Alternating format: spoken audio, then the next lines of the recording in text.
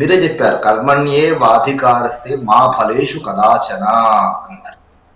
కర్మలను ఆచరించటం ఎందే నీకు అధికారం కలదు, కానీ దాని యొక్క పర్యవసనాల మీద, దాని మీద రిజల్ట్స్ మీద నువ్వు ఏమాత్రం ఆలోచన చేయాల్సినటువంటి అవసరం లేదు అని స్పష్టంగా నిర్ద్వంద్వంగా భగవంతుడు కృష్ణ పరమాత్మ చెప్పినటువంటి మాటలు అవి. ఆకాశాత్ పతితం తోయం యథా గచ్చతి సాగరం సర్వదేవ నమస్కారః కేశవం ప్రతిగచ్చతి అంటారు.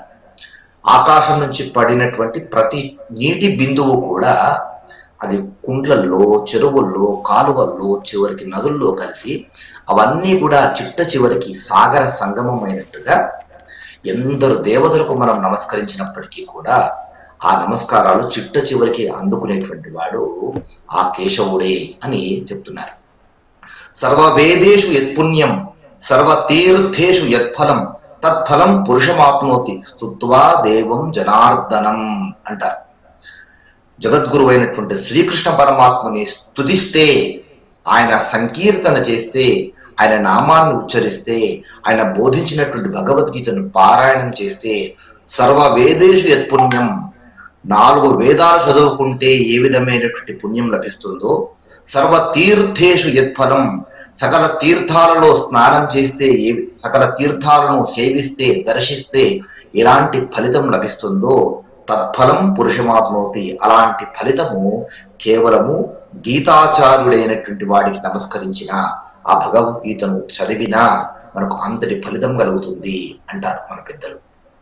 అయితే భగవద్గీత గీతా జయంతి అని మనము ఇప్పుడు చెప్పుకోబోతున్నాము.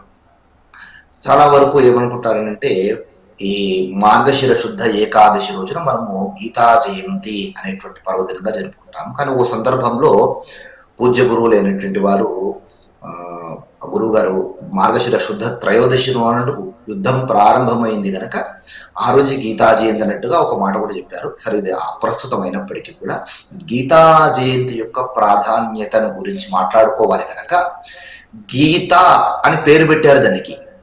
భగవంతుడు ఉచ్చరించినటువంటిది, భగవంతుడు తెలియజేసినటువంటిది, భగవంతుడు గీసినటువంటిది, ఇది మనం గుర్తుపెట్టుకోవాలి.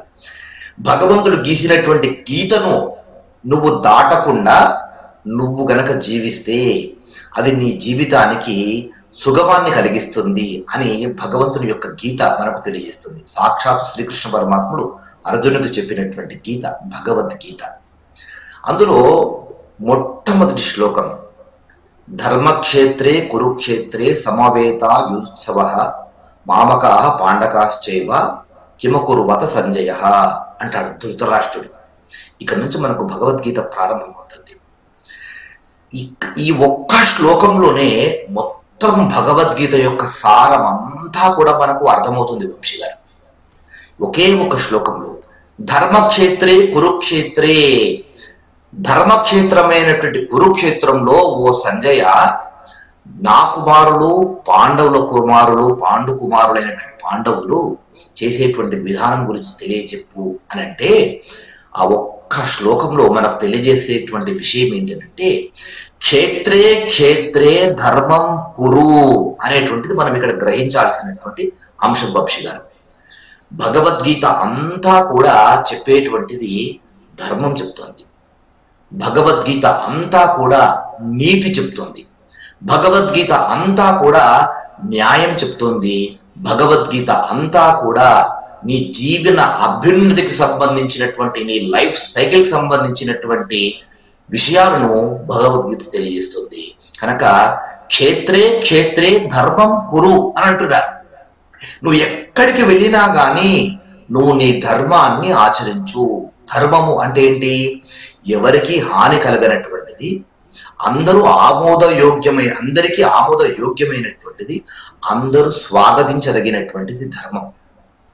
అది నువ్వు ఎక్కడికి వెళ్ళినా కానీ నువ్వు దాన్ని ఆచరిస్తే కనుక నువ్వు గొప్పగా జీవించగలుగుతావు, నువ్వు ఒక సంపూర్ణమైనటువంటి మానవుడిగా నువ్వు జీవించగలుగుతావు అని ఒక్క శ్లోకంలోనే మనకు ఈ భగవద్గీత యొక్క అర్థమంతా, సారమంతా కూడా మనకు అర్థమవుతుంది.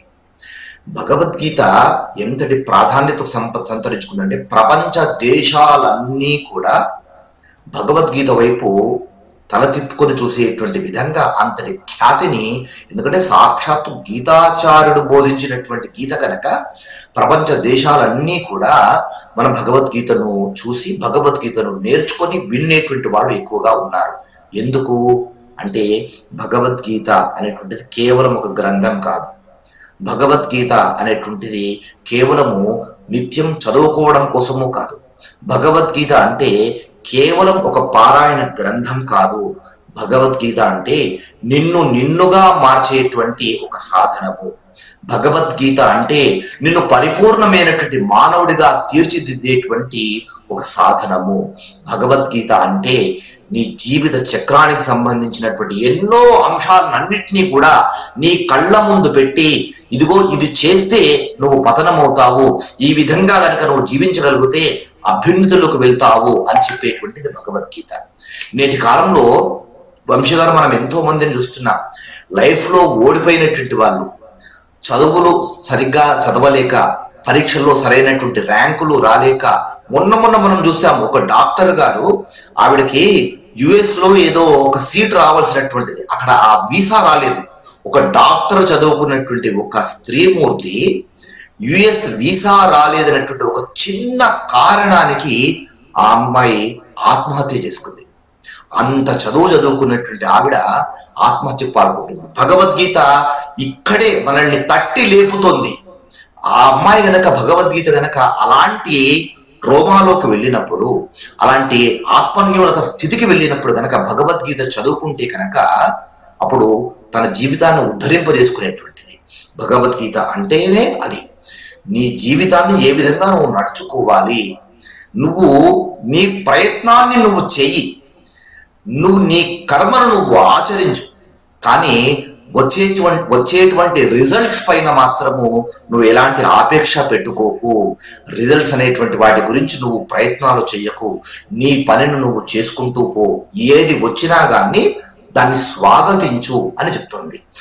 చిన్నప్పటి నుంచి కూడా భగవద్గీతను ఈ విధంగా ఇంట్లో తల్లిదండ్రులు కానీ, విద్యాలయాల్లో గురువులు కానీ ఈ భగవద్గీత పాఠ్యాంశములుగా నేర్పిస్తే కనుక ఈ విధంగా సూసైడ్స్ అనేటువంటివి, వ్యక్తి ఆత్మన్యూనత స్థితికి వెళ్ళిపోయేటువంటివి ఏవి కూడా జరగవు.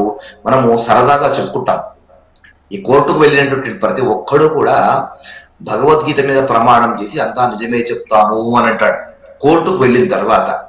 అదే భగవద్గీతను చిన్నప్పటి నుంచి నేర్పిస్తే కనుక కోర్టుకు వెళ్లాల్సినటువంటి పరిస్థితి రాదు, అక్కడ ప్రమాణం చేయాల్సినటువంటి అవసరమే రాదు. ఎందుకంటే అప్పటికే వాడు పరిపూర్ణమైనటువంటి మానవుడుగా తీర్చిదిద్దబడతాడు కనుక భగవద్గీత యొక్క ప్రాధాన్యత రూట్స్ నుంచి ప్రారంభం కావాలి.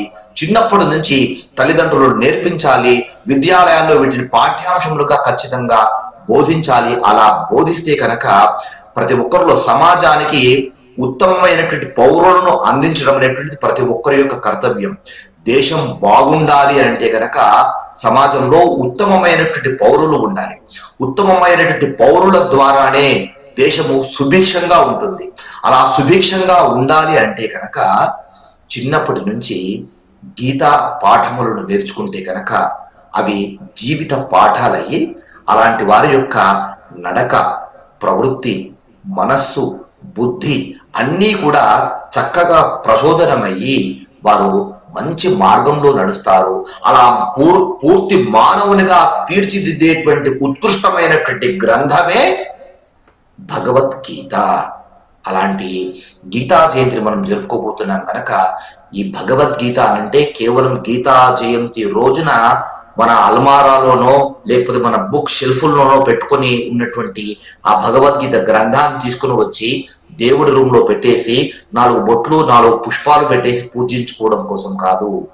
నిత్యము పారాయణం చేసుకుంటూ అందులో చెప్పబడినటువంటివన్నీ కూడా అవలోకనం చేసుకుంటూ చెప్పిన విధంగా నువ్వు నడుచుకుంటే కనుక నువ్వు సాక్షాత్తు భగవంతునితో సమానంగా నువ్వు తీర్చిదిద్దబడతావు అని చెప్పేటువంటి గ్రంథమే భగవద్గీత.